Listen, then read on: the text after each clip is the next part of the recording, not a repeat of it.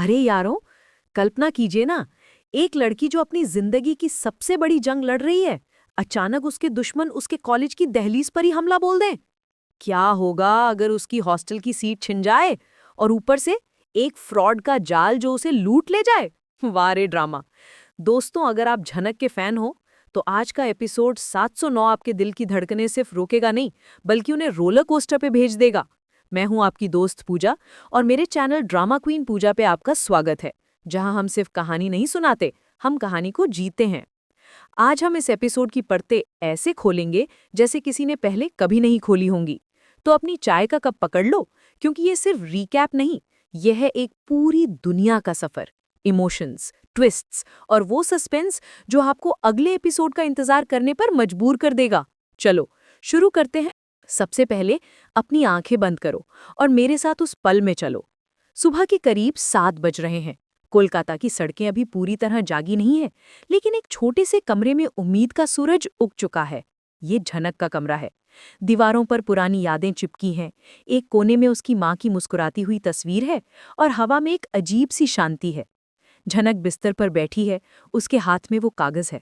वो मामूली कागज नहीं दोस्तों, वो उसकी सालों की मेहनत का, उसके आंसुओं का और उसकी जिद का सबूत है। उसका मेडिकल कॉलेज का एडमिशन लेटर। रिया शर्मा ने इस सीन में जान डाल दी है। उसकी आंखों में देखो, एक चमक है, लेकिन साथ ही एक नमी भी। वो उस लेटर को ऐसे सहला रही है जैसे वो कोई खजाना हो। माँ, वो फुसफुसाती है और उसकी आवाज में कंपकपी है। देखो, मैंने कर दिखाया।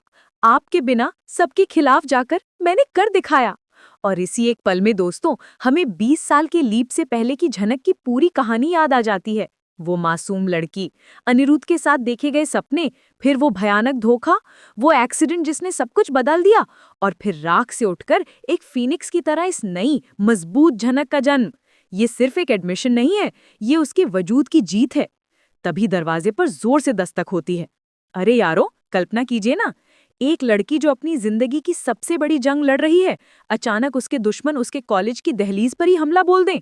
क्या होगा अगर उसकी हॉस्टल की सीट छिन जाए और ऊपर से एक फ्रॉड का जाल जो उसे लूट ले जाए। वारे ड्रामा।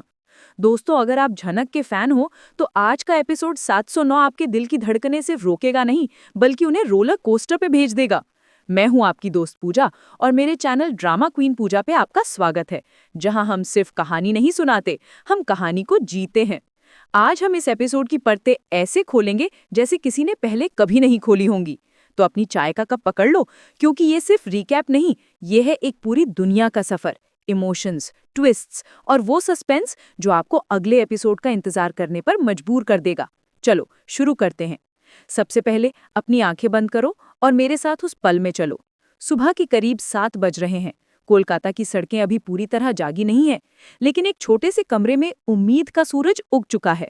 ये झनक का कमरा है। दीवारों पर पुरानी यादें चिपकी हैं, एक कोने में उसकी माँ की मुस्कुराती हुई तस्वीर है और हवा में एक अजीब सी शांति है। झनक बिस्तर पर बैठी है, उसके हाथ में वो कागज है। वो मामूली कागज नहीं दोस्तों, वो उसकी सालों की मेहनत का, उसके आंसुओं का और उसकी जिद का सबूत है। उसका मेडिकल कॉलेज का एडमिशन लेटर। रिया शर्मा ने इस सीन में जान डाल दी है। उसकी आंखों में देखो, एक चमक है, लेकिन साथ ही एक नमी भी। वो उस लेटर को ऐसे सहला रही है जैसे वो कोई खजाना हो। माँ, वो फुसफुसाती है और उसकी आवाज में कंपकपी है। देखो, मैंने कर दिखाया। आपके बिना सबके खिलाफ जाकर मैंने कर दिखाया। और इसी एक पल में दोस्तों, हमें 20 साल के लीप से पहले की झनक की पूरी कहानी याद आ जाती है। वो मासूम लड़की, अनिरुद्ध के साथ देखे गए सपने, फिर वो भयानक धोखा, वो एक्सीडेंट जिसने सब कुछ बदल दिया, और फिर राख से उठकर एक फीनिक्स की तरह इस नई मजबूत झनक का जन्म। ये सिर्फ एक एडमिशन नहीं है, ये उसके वजूद की जीत है। तभी दरवाजे पर जोर से दस्तक होती है। अरे झनक, अरे ओ डॉक्टर साहिबा, दरवाजा तो खोलो। ये है साक्षी, उसकी दोस्त, उसकी हिम्मत।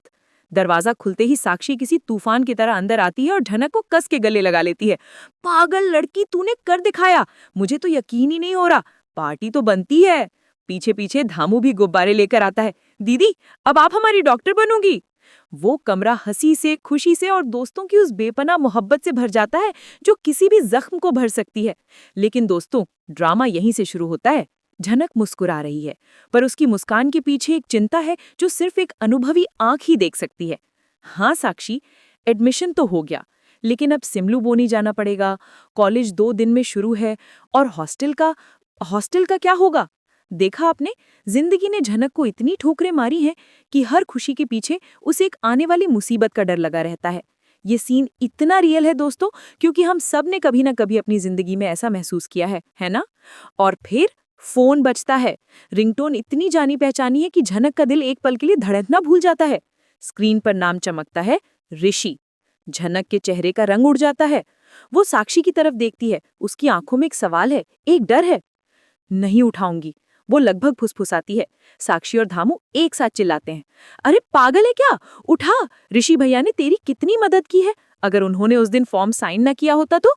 और ये सच है दोस्तों, ऋषि अर्जित तनेजा का वो किरदार जो एक शांत नदी की तरह है, गहरा और स्थिर, वही तो था जिसने बोस फैमिली के खिलाफ जाकर झनक की मदद की थी। कांपते हाथों से झनक फोन उठाती है। हेलो ऋषि। दूसरी तरफ से ऋषि की आवाज आती है, और उस आवाज में जो फिक्र है वो हजारों लफ्जों पर भारी है। झनक, मैंने सुना एडमिशन हो गया, बहुत बहुत बधाई। झनक की आवाज में एक झिझक है। थैंक यू, आपकी वजह से ही हुआ, मेरी वजह से नहीं, तुम्हारी मेहनत की वजह से, ऋषि कहता है। और फिर एक पल रुककर, मैं घर से निकल नहीं पाया, अदिति की तबीयत ठीक नहीं थी। अदिति का नाम आते ही हवा में एक टेंशन घुल जाती है। झनक तुरंत समझ जाती है, कोई बात नहीं, मैं समझ सकती हूँ, आपने फॉर्म साइन किया वही बहुत है। कॉलेज 2 दिन में शुरू है, मैंने हॉस्टल के लिए अप्लाई कर दिया है, मैं कल सिमलू बोनी चली जाऊंगी। लेकिन ऋषि की फिक्र देखिए, वो कहता है, नहीं झनक, तुम अकेली नहीं जाओगी, शहर में 2 दिन कहाँ रहोगी, मैं तुम्हारे लिए एक फ्लैट का इंतजाम कर दूं। दोस्तों, ये सिर्फ मदद नहीं है, ये है एक एहसास कि कोई है जो उसकी परवाह करता है। झनक मना करने की कोशिश करती है, नहीं ऋषि, इसकी जरूरत नहीं है। लेकिन ऋषि की आवाज में एक अधिकार है, मैंने कहा ना, मैं कर रहा हूं, और हाँ, घर पे जो हुआ उसके लिए सॉरी। झनक के चेहरे पर एक हल्की सी मुस्कान आती है, एक ऐसी मुस्कान जिसमें दर्द भी है और सुकून भी। मैं समझ सकती हूँ ऋषि, एक दिन सब ठीक हो जाएगा, एक दिन वो लोग भी मेरी रिस्पेक्ट करेंगे। कॉल कट जाता है, कमरे में एक खामोशी है। साक्षी झनक को चिढ़ाती है, वाह, ऋषि भैया तो पूरे हीरो हैं। लेकिन झनक की आंखों में एक चमक है, उम्मीद की, और शायद प्यार की वो पहली चिंगारी जो इतने सालों बाद भी बुझी नहीं है। वाह, क्या सीन था दोस्तों। मैं पूजा हूं, और मुझे ये सीन देखकर तो लगा कि ऋषि और झनक की केमिस्ट्री लीप के बाद और भी गहरी हो गई है। आपका क्या ख्याल है ड्रामा क्वीन पूजा के फैंस? कमेंट्स में बताओ। अब कैमरा स्विच होता है बोस हाउस के आलीशान लेकिन ठंडे लिविंग रूम में। ये घर बाहर से जितना खूबसूरत है, अंदर से उतना ही उलझा हुआ। हर कोने में एक राज दफन है। किचन में पायल आंटी, जिनकी आंखों में हमेशा एक शरारत और शक तैरता रहता है, सुरजीत अंकल से लड़ रहे हैं। तुमने मेरा फोन आते ही क्यों काट दिया, मुझसे क्या छुपा रहे हो? पायल का अंदाज पूरा जासूसों वाला है। सुरजीत, जो हमेशा की तरह चीजों को हल्का करने की कोशिश करता है, हंसता है, अरे पगली, क्लाइंट का फोन था, तुम तो बेकार में ही शक करते हो। लेकिन पायल को कोई धोखा नहीं दे सकता, मुझे सब पता है। वो कहती है, तुम झनक के बारे में बात कर रहे थे, मैं जानती हूँ ऋषि ने उसका फॉर्म साइन किया है क्योंकि वो उस दिन घर आई थी। आखिर उस लड़की में ऐसा क्या है कि मेरा बेटा अपनी बीवी को छोड़कर उसकी मदद कर रहा है? सुरजीत चौंक जाता है, क्या झनक का मेडिकल में हो गया और ऋषि ने मदद की? अदिति जैसी पत्नी के होते हुए उसे ये सब करने की क्या जरूरत है? और दोस्तों, जैसे ही ये बातें हो रही होती है, एंट्री होती है दादा भाई की, घर के सबसे समझदार, सबसे सुलझे हुए इंसान। वो ये सब सुन लेते हैं। झनक पास क्यों नहीं होगी? उनकी आवाज में एक गर्व है, एक विश्वास है। वो लड़की हीरा है, हीरा, उसे जितना तराशोगे उतना चमकेगी। दादा भाई झनक को ऐसे डिफेंड कर रहे हैं जैसे कोई दादा अपनी पोती को दुनिया के तानों से बचाता है। तभी सीढ़ियों से अदिति उतरती है। उसका चेहरा पीला है, आंखों के नीचे गहरे गड्ढे हैं।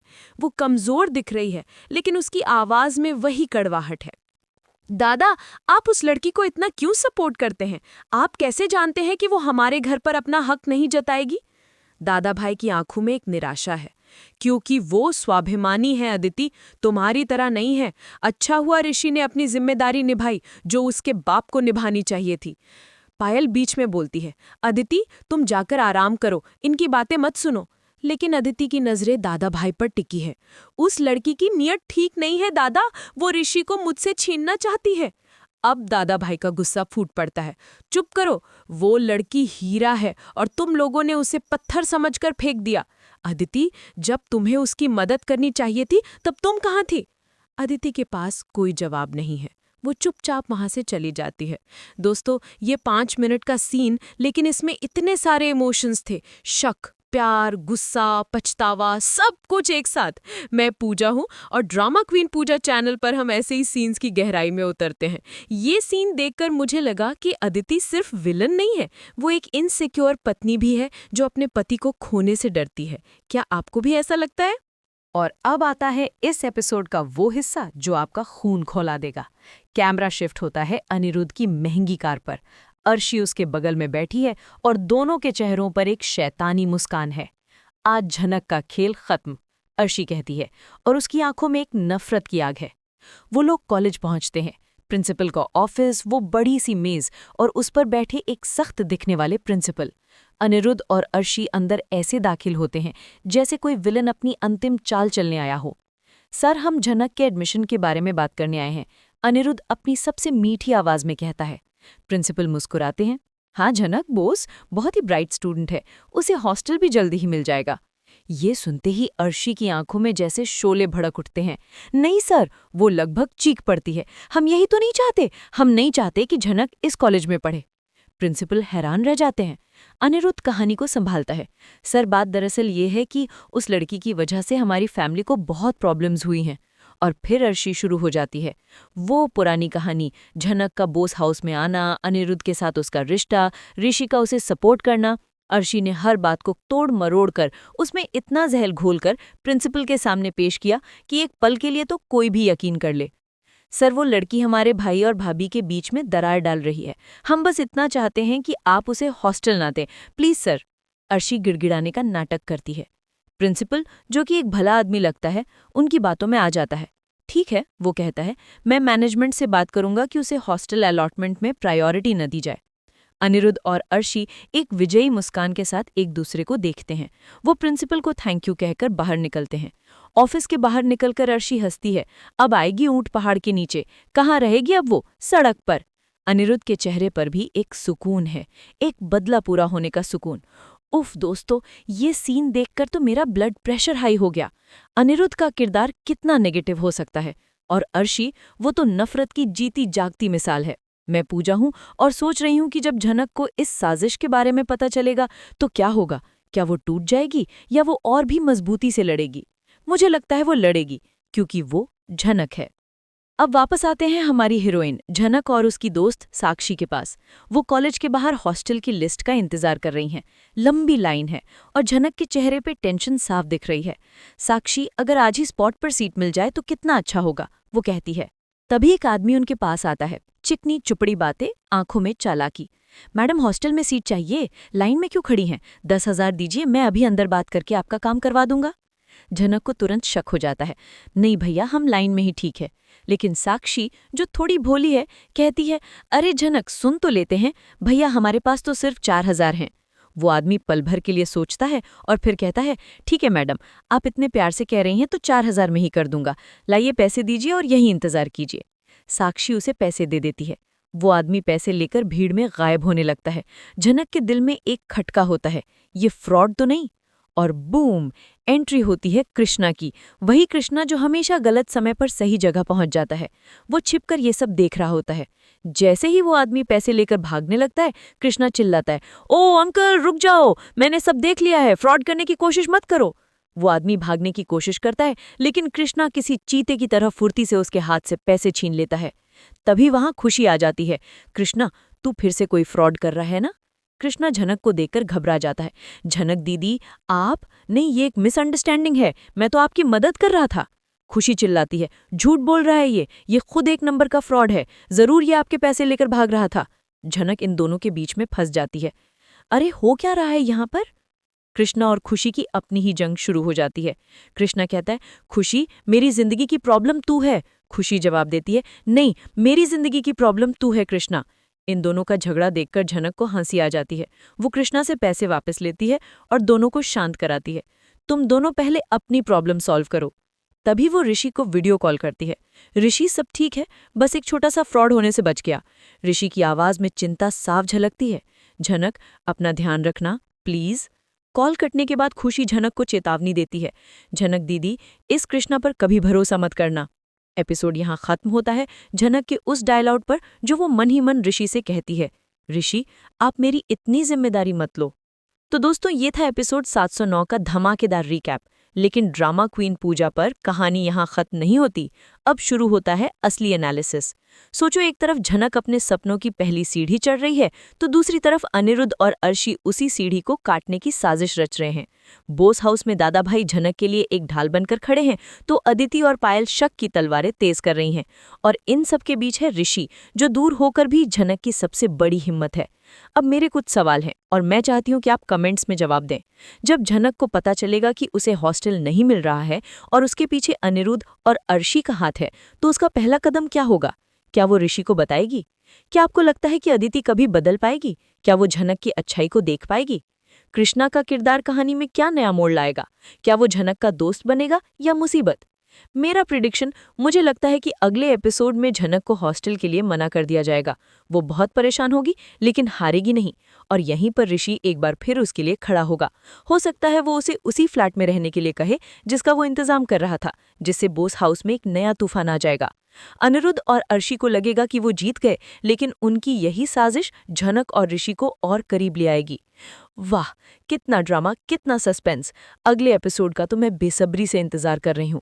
आपको आज का ये डीप डाइव रिकैप कैसा लगा, मुझे कमेंट्स में ज़रूर बताना। मैं हूँ आपकी दोस्त पूजा, और अगर आपको मेरा अंदाज पसंद आया तो वीडियो को लाइक करना, अपने दोस्तों के साथ शेयर करना और ड्रामा क्वीन पूजा चैनल को सब्सक्राइब करना बिल्कुल मत भूलना। मिलते हैं अगले एपिसोड के मसालेदार रिकैप के साथ। Bye bye.